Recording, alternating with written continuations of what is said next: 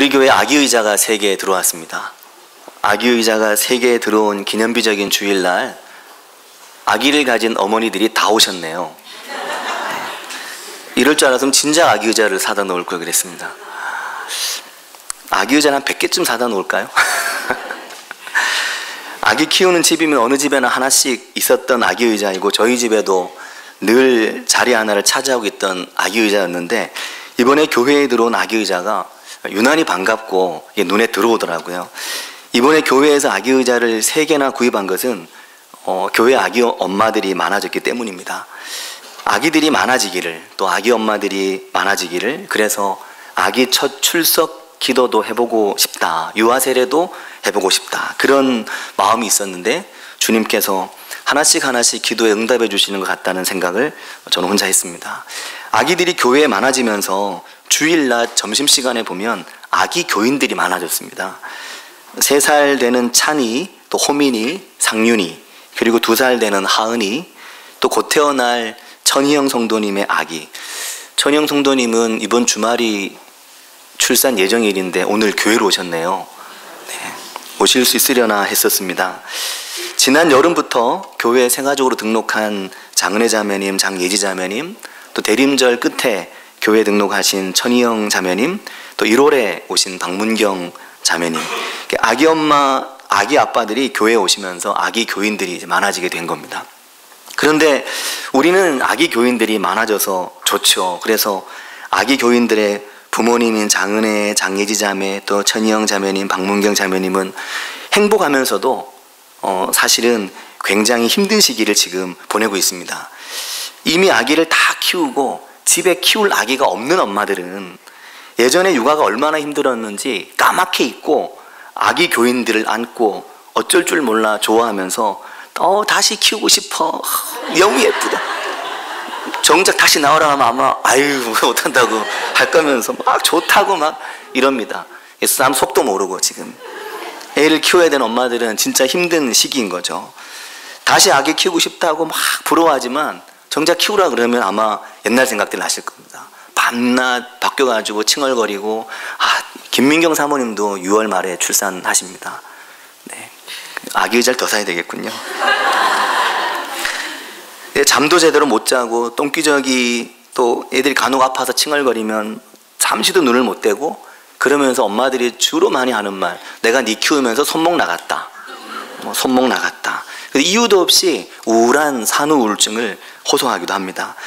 산후 우울증이 출산 후에 약 85% 여성들이 산후 우울증 같은 우울감을 겪는다고 합니다. 대부분은 일상생활에 큰 지장을 주지 않을 만큼 해서 끝난다고 하는데, 이게 산후의 호르몬의 변화, 또 출산과 육아의 스트레스 때문에 나타나는 우울감이라고 합니다. 보통은 이게 지나가는데 꽤 많은 산모들은 이 우울감이 산후 우울증이 돼서 1년이나 2년 계속 남아있는 경우들이 있습니다. 그냥 우울하고 짜증나고 눈물나고 불안하고 기분이 왔다 갔다 하고, 예전 같으면 그냥 지나갈 것도 심각하게 느껴지고, 만일 배우자나 가족의 정서적인 도움을 받지 못하면 더 불안해지고, 그러면 산모는 자기 자신을 향해 자꾸만 잘하는데도 나는 나쁜 엄마인가? 나는 못된 엄마인가? 이런 생각을 자꾸 하는 겁니다. 주위 사람들은 다들 아기가 너무 예뻐서 너무 좋겠어요 그러는데, 엄마는 정작 내가 좋은 엄마인가? 이런 계속되는 질문을 스스로 하게 되는 그런 산후 우울증이 있다고 합니다. 이런 걸 저도 좀 일찍 알았더라면 제가 아내가 애 3 키우는 동안 훌륭한 남편이 되어줄 수 있었을 텐데, 참 그렇게 못해서 하나 더 나오면 제가 이번에 정말 잘해줄 수 있는데 박수를 낳을 생각이 없습니다. 저도 제 아내가 손목 나가는 걸 원치 않고 많은 게 나갔는데, 손목마저 나가면 이미 나갔죠 사실은. 이거 애기 낳는 얘기하니까 괜히 미안해지고 막 그런 생각이 드네요. 그런데 이렇게 우울하고 힘들 때 정말 도움이 되는 게 있다면 그게 친구입니다. 친구는 언제나 그렇지만 옳고 그름의 문제가 아닌 이해해주고 맞장구 쳐주고 공감해주는 사람이 친구입니다. 평소에 공감을 잘 해주기 때문에 때로 뭘 잘못했을 때 직언을 날려도 말이 들어가는 사람이 친구입니다. 친구 아니면 누구도 사실은 대놓고 돌직구를 던지기 어렵죠.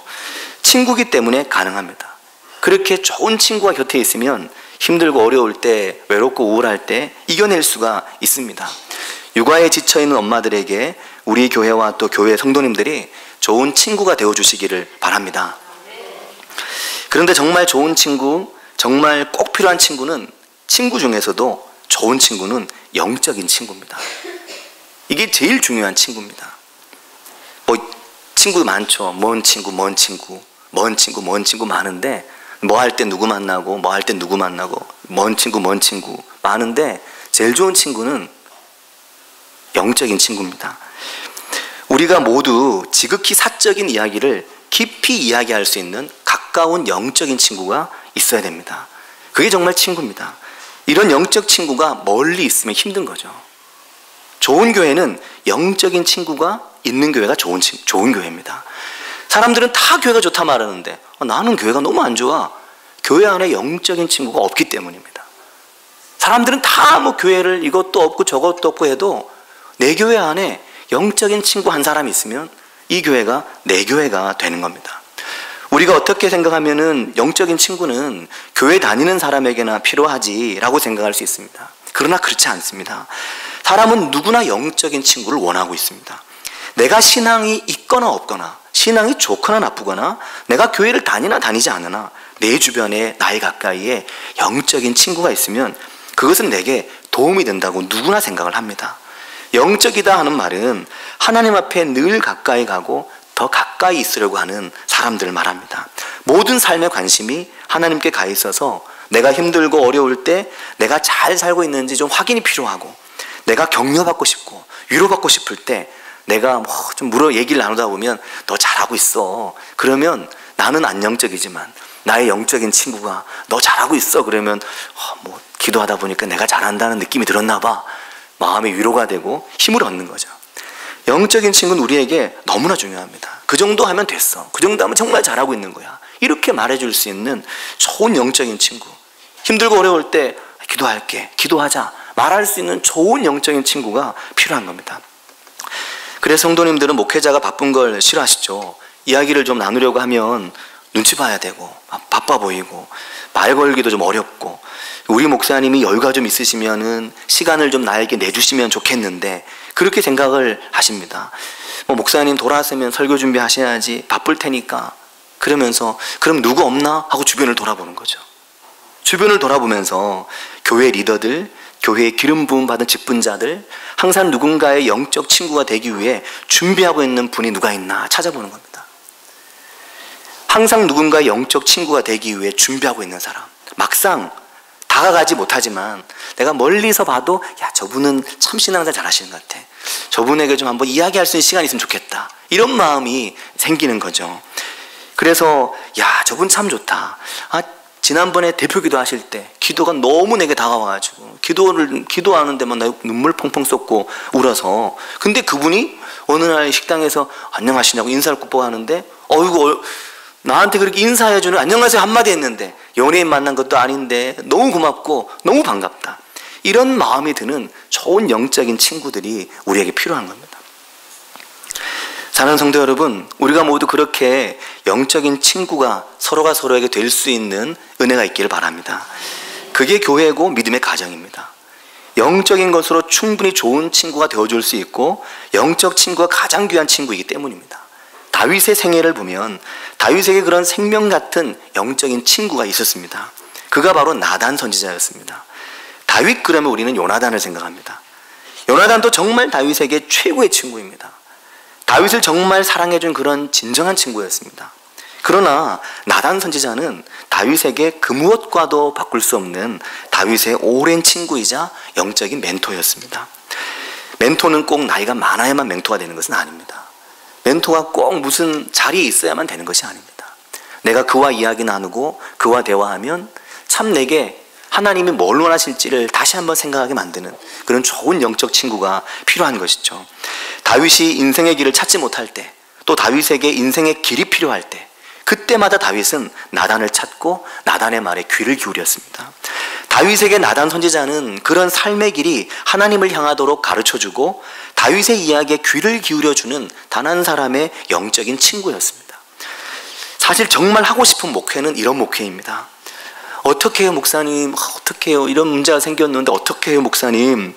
이렇게 그렇게 이야기를 하실 때 글쎄요 어떻게 하면 좋을지 저도 잘 모르겠군요. 이렇게 이야기하는 게 아니라 어떻게 해요 목사님? 이럴 때 집사님, 권사님 기도해 봅시다. 기도해 보고 다시 만나서 얘기 나눕시다. 그리고 며칠 후에 집사님 이렇게 해보시면 어떻겠습니까?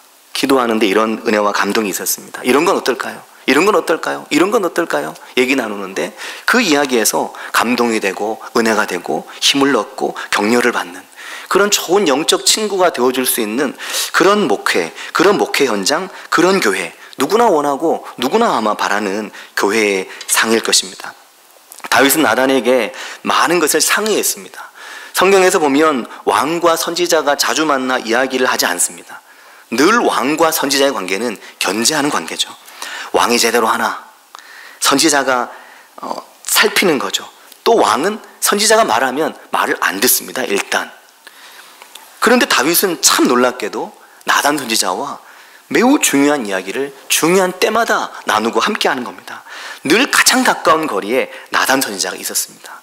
그래서 이 영적인 인생길에서 친구처럼 지낸 거죠. 흉허물이 없이 가까웠습니다. 만일 다윗이 나단과 교제하지 않았다면, 다윗에게 나단과 같은 영적인 친구가 없었다면 다윗은 하나님의 음성을 제대로 듣지 못하고 실패한 다른 왕들처럼 되어버릴 수 있었을 겁니다. 특히 그의 인생의 결정적인 범죄 현장인 우리아의 아내와의 관계가 아마 그의 생애의 끝이고 파국이었을 것입니다. 다윗이 우리아를 죽이고 그의 아내를 빼앗은 그 범죄의 자리에서 결코 벗어날 수가 없었을 것입니다. 하지만 그에게 나단과 같은 선지자가 친구가 있었기 때문에 그 영적인 친구의 도움으로 그 자리로부터 빠져나갈 수가 있었습니다. 오늘 본문을 보면 다윗은 하나님의 은혜가 너무 감사해서 하나님이 기뻐하시는 것이 무엇일까? 그것을 생각을 했습니다. 그러다가 다윗이 생각한 것은 나는 이 좋은 백향목 궁에 사는데 하나님이 장막에 거하신다는 게 말도 안 된다. 그래서 본문 2절에 보면 다윗은 선지자 나단에게 자기 속에 있는 말을 한 겁니다. 나단, 내가 백향목 궁에 사는데 하나님의 궤가 휘장 가운데 있지 않습니까? 내가 하나님의 집을 지어야 되겠다라는 말을 했습니다. 이 말을 듣고 나단이 생각해도 좋은 일이기 때문에 3절에 보면 여호와께서 왕과 함께 계시니 마음에 있는 모든 걸 하십시오. 그렇게 딱 이야기를 하고 돌아섰습니다. 근데 그날 밤 하나님이 나단을 찾으신 겁니다. 하나님께서 나단을 찾으셨는데 누구의 일로 나단을 찾으셨냐면 다윗의 일 때문에 나단을 찾으셨습니다. 사랑하는 성도 여러분, 영적인 친구들은 그의 일 때문에 주님이 찾아오시고 그를 격려하고 그를 돕고 그를 힘주기 위해 하나님이 찾으시고 만나십니다. 다윗의 일로 주님이 나단을 찾으신 것입니다. 그리고 말씀하십니다. 5절부터 16절의 내용이 그 내용입니다. 내가 언제 머물 집을 지어달라고 했느냐? 내가 언제 백향목 집에 살고 싶다고 했느냐? 나는 너희들이 가는 곳 바로 그곳에서 너희와 항상 함께 할 거다. 그것뿐이 아니었습니다. 주님 사실은 거절한 거죠. 됐어, 너 아니야, 네 아들이 할 거야. 거절인데 그냥 거절이 아니었습니다. 반대로 내가 너의 집을 지어줄게 하는 거였습니다. 너 나의 집을 짓겠다고 말하는데 네 마음 내가 안다. 내가 너의 집을 지어줄게. 이 이야기를 주님께서 나단에게 하신 겁니다. 왜 하나님은 다윗에 대한 이야기를 나단에게 하셨을까요? 우리가 다 영적인 친구가 필요하기 때문입니다. 그것을 주님이 다윗에게 하실 수도 있습니다. 하지만 주님은 나단에게 그 이야기를 하셨습니다. 나단 선지자가 다윗의 영적인 친구이기 때문인 겁니다. 나단이 다윗에게 이 중요한 마음을 전하고 나눌 가까운 거리에 있는 영적인 사람에게 이 대화가 되는 겁니다. 하나님이 다윗에게 하셔도 들었을 수 있습니다. 하지만 나단에게 하는 것이 더 맞기 때문에 주님이 이렇게 하셨습니다. 사랑하는 성도 여러분, 영적인 친구가 되는 거 이게 얼마나 소중한 일인지 모릅니다. 이것은 꼭 찾아와서 내가 어제 꿈을 꿨는데 내가 어제 기도하는데 김 집사님 하나님이 당신 꼭 이렇게 하래. 이래가지고 상처 주는 식의 그런 말을 이야기하는 게 아닙니다. 정말 기도하고 정말 좋은 영적 친구가 되기 위해 정말 사랑하고 정말 하나님의 마음으로 함께 할 수 있는 그런 대화와 이야기를 나눌 수 있는 영적 친구. 그 사람 만나면 마음이 너무 좋고 마음이 힘이 나고, 내가 잘못하는 게 있을 때 다른 사람 말은 귀에 안 들어오는데 내 영적 친구인 그 사람이 나에게 요즘 왜 그렇게 해? 한마디 하면 그 말은 내 귀에 들어올 수 있는 그런 곳이 정말 좋은 교회죠. 저는 우리 교회가 그런 교회가 되길 바랍니다. 우리 교회가 좋은 영적 친구가 있는 교회가 되길 바랍니다. 그리고 좋은 영적 친구와 만나서 이야기 나눌 수 있는 교회가 우리 교회가 되길 바랍니다. 주중에도 주말에도 언제든지 교회에서 나의 영적 친구를 만나 커피 한잔하고 차 한잔하면서 이야기 나눌 수 있는 공간이 있는 그런 교회가 우리 교회가 되길 바랍니다. 며칠 전에 박 목사님이 저에게 그러시는 겁니다. 목사님, 교회 홈페이지에 보면 교회 배치도 같은 게 다른 교회들이 있는데 우리 교회 홈페이지에는 교회 공간을 설명하는 페이지가 없는데 그게 좀 필요하지 않겠습니까? 하는 거였습니다. 그 말씀을 듣고 그렇네. 난 한 번도 그건 생각 안 해봤는데 저는 다 아니까요. 어디 뭐가 있는지 뭐 다 아니까요. 하지만 그게 필요하겠구나. 그리고 앞으로 교회가 더 아기자기하게 다양해지면 그거 좀 필요하겠다. 그런 마음이 들어서 또 재빨리 교회 홈페이지에 환영합니다. 저 밑에 교회 공간을 설명하는 걸 만들어 놨습니다. 아직 못 보셨죠? 교회 공간을 설명할 때 영적 친구, 가까운 이들과 함께 만나서 차 한잔하고 커피 한잔하면서 인생의 이야기를 할 수 있는 곳, 그런 곳. 여기는 그런 곳이다. 여기는 뭐 예배실, 여기는 식당, 여기는 화장실, 이렇게 쭉 이제 설명이 되어 있는 거죠. 요즘 정기신방을 합니다. 정기신방을 할 때 말씀을 미리 인쇄해서 가지고 갑니다. 어떤 분들은 말씀을 다 정해서 오면 와서 하나님이 은혜로 딱 이렇게 성령으로 딱 이 말씀 전해라 하는 그게 없지 않습니까? 그렇게 얘기하는 분도 있었거든요. 근데 저는 인쇄를 해서 가져가는 게 제게는 좋은 것 같습니다. 말씀을 전할 때 무릎을 꿇고 전합니다. 어떤 분들은 형식적이라고 생각하는 분들도 있습니다. 근데 왜 그렇게 하냐면 하나님의 말씀을 전달하는 전달자라는 생각을 하기 때문에 이걸 내가 하나님의 말씀을 받아서 전해드리는 거라 생각이 들어서 무릎을 꿇는 게 제가 좀 더 편한 것 같습니다. 한두 구절을 가져가지 않고 대여섯 절에서 일곱 여덟 절의 성경 말씀을 전해드립니다. 왜냐하면 그 말씀 안에서 생각을 깊이 하실 수 있기를 바라기 때문에 그렇게 갖다 드립니다. 저도 말씀을 준비해서 가져가면 또 말씀이 길면 그 긴 말씀 중에 말씀을 쭉 읽다 보면 어느 한 절이 딱 더 강하게 다가올 때가 있고 참 좋더라고요. 근데 때로는 그 말씀이 정말 이 신방을 받는 분에게 참 필요했구나 하는 생각이 들 때가 있습니다. 신방을 받으시는 분이 제 생각과는 너무나 달리 저는 이런 일이 없을 거라 생각했는데 앉아 계신 분이 그냥 이 말씀의 이 절이 너무 좋다는 겁니다. 이 말씀, 이 구절이 정말 하나님이 제게 주신 것 같다고 생각을 하시는 겁니다. 그걸 보면 이게 하나님이 말씀을 이렇게 전달해 주는 건데 이 영적인 친구 역할이 얼마나 중요한 이걸 느끼는 겁니다. 말씀을 드릴 때 2016년, 2017년, 2018년 매년 정기신방했던 말씀을 왼쪽에 누적해서 써서 드립니다. 그렇게 하는 이유는 하나님이 지난해 그 전해에 어떤 말씀을 우리에게 주셨는지 읽어보면 참 놀랍게도 이게 신기하게 연관성이 있습니다. 말씀의 흐름이 있거든요. 하나님이 이게 지난 2년, 3년 동안 우리를 이렇게 인도하셨구나. 이게 보이는 거죠. 그래서 그것을 누적한 말씀을 올해의 말씀과 함께 드립니다. 사랑하는 성도 여러분, 우리는 여러 가지를 다 잘할 수 없지만 모든 면에서 축복의 통로가 되긴 어렵지만 누군가에게는 축복의 통로가 될 수 있습니다. 그 사람은 나 때문에 사는 거죠. 그 사람은 나 때문에 살 수 있는 그런 좋은 영적 친구가 누군가에게 꼭 되어주는 그런 은혜가 있으시길 바랍니다. 다른 교회 분에게 안 하셔도 됩니다. 내 교회에, 우리 교회에 나와 함께 이들 중에 이 사람에게 내가 영적 친구가 되어주기 위해 기도할 수 있는 사람, 또 정말 내가 이런 문제 있을 때 이야기 나누면서 정말 도움받고 힘을 얻고 싶은 나의 영적인 친구, 그게 있어서 그 축복의 통로 찬양처럼 당신은 하나님의 언약 안에 있는 축복의 통로, 이 말처럼 계획되고 준비되어 있는 하나님의 약속 안에 있는 나의 통로인 겁니다. 하나님의 은혜가 너를 통해 흘러올, 당신을 통해 흘러올 그 좋은 통로를 가지고 사는 은혜가 우리에게 있기를 바랍니다. 가정에서 혼자 교회를 나오시는 분들이 있습니다. 남편이 아직 안 나오시는 분들이 있습니다. 아들도 딸도 아직 안 나오는 분들도 있습니다. 심지어 부모님이 아직 안 나오시는 그런 지체들도 있습니다. 그러나 내가 믿음의 길을 잘 걸어가면, 내가 좋은 믿음의 사람이 되면, 내가 좋은 영적인 친구가 되면 사실 그 은혜의 통로가 자연스럽게 열리고 흘러가게 되어 있습니다. 언젠가는 주님을 찾고 언젠가는 생명의 길로 가게 되는 거죠. 그래서 영적 친구가 내가 되는 게 너무나 중요합니다. 저희 할아버지는 굉장히 완고한 분이셨습니다. 어머니는 시집살이를 시어머니보다 시아버지에게 더 많이 했다고 이야기를 항상 하셨거든요. 그래서 할머니는, 네 할머니는 참 좋은데 할아버지는 정말 나를 힘들게 했다, 그 이야기를 많이 하셨습니다. 근데 그 완고한 할아버지께서 교회를 나오시게 된 배경이 있었는데, 제가 고향교회에 임시 전도사로 매주마다 올라가던 신학교 다닐 때 그때 할아버지께서 교회를 나오기 시작하셨습니다.